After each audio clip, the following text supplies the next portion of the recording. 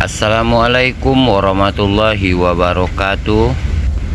Welcome back to my channel Bang Jai BJ. Pada video kali ini saya akan coba mengeksplor kondisi terkini percepatan pengerjaan jalan tol Trans Sumatera rute Pekanbaru Padang, di mana kabar terbaru dan yang sangat hangat dibicarakan saat ini adalah dibatalkannya proyek nasional jalan tol Trans Sumatera rute Pekanbaru Padang pada bagian sesi-sesi perencanaannya. Dan menurut berita yang hangat beredar, pembatalan ini dipicu karena tidak selesainya pembebasan lahan yang dilalui oleh proyek jalan tol ini. Di lain hal, diberitakan juga pembatalan proyek jalan tol Trans Sumatera Padang Pekanbaru di beberapa sesi dipicu karena lambannya pencairan dana oleh pemerintah terhadap PT HK yang menjadi kontraktor utama mega proyek nasional ini. Oh iya guys, sebagaimana kita ketahui, proyek jalan tol Trans Sumatera ini menggabungkan dua provinsi, yaitu Provinsi Riau dengan Provinsi Sumatera Barat.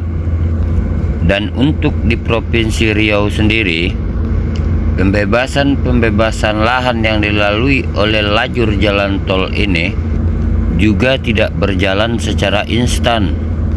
Namun pada dasarnya, kemunculan proyek nasional jalan tol Trans Sumatera di Riau ini mendapat dukungan penuh dari masyarakat setempat, sehingga pemerintah pusat dan pemerintah daerah pun tidak menemui kendala-kendala yang cukup berarti dalam hal pembebasan lahan-lahan tersebut. Jadi untuk rute tol di Pekanbaru yang menuju Sumbar, baik itu dari Pekanbaru menuju Sungai Pinang, Sungai Pinang menuju Bangkinang maupun Bangkinang menuju Pangkalan, sampai saat ini masih tetap dalam keadaan percepatan pengerjaan yang efektif.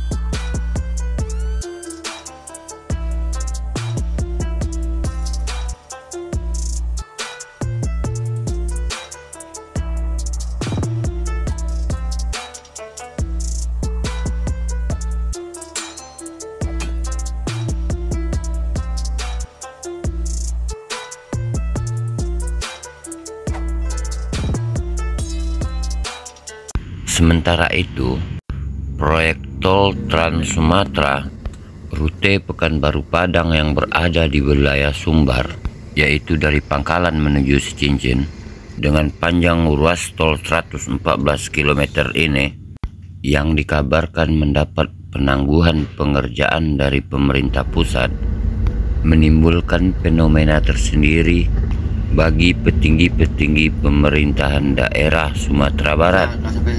Salah satunya anggota dewan dari fraksi Partai Demokrat ini. Ini kan perlu ada solusi yang harus disiapkan melalui tim oleh gubernur kita hari ini untuk memberikan apa yang harus bisa ini tetap dilanjutkan.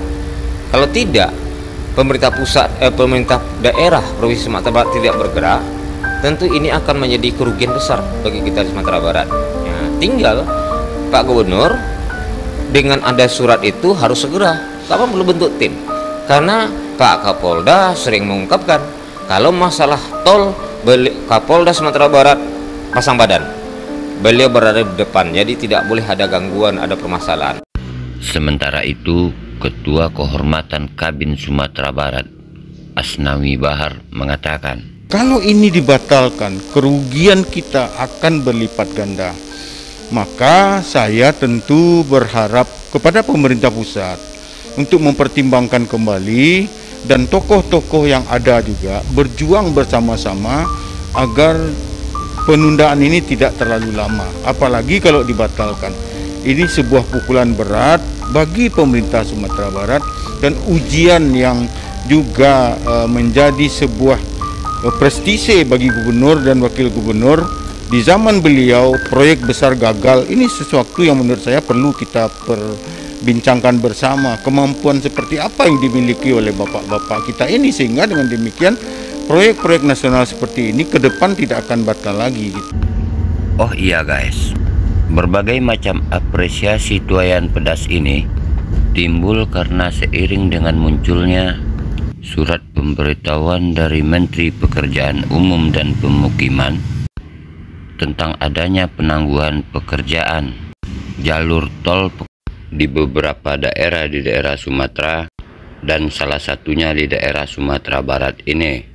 Surat yang ditujukan kepada PT Hutama Karya tertanggal 16 Juli 2021 ini perihal pelaksanaan pembangunan jalan tol, yang mana surat tersebut dikeluarkan setelah adanya surat Direktur Jenderal Bina Marga tanggal 26 April 2021 tentang persetujuan atas optimasi pertahapan pembangunan jalan tol Trans Sumatera sampai dengan 2024. Selain itu, surat tersebut juga dikeluarkan dari hasil rapat pembahasan masalah jalan tol Trans Sumatera yang dipimpin oleh Direktur Jenderal Bina Marga tanggal 15 Juli 2021, di mana dalam surat tersebut diputuskan bahwa pengerjaan proyek jalan tol Trans Sumatera tetap dilaksanakan sesuai dengan progres pembebasan lahan.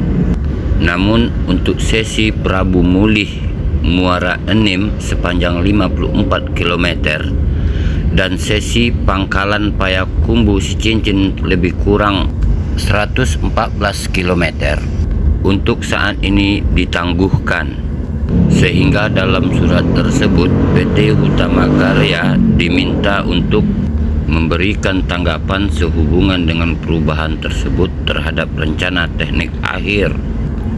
PT Hutama Karya juga diminta untuk mengajukan proposal perkiraan atau perubahan biaya serta perubahan waktu dan usulan kompensasi dalam bentuk masa konsesi atau penyesuaian tarif tol.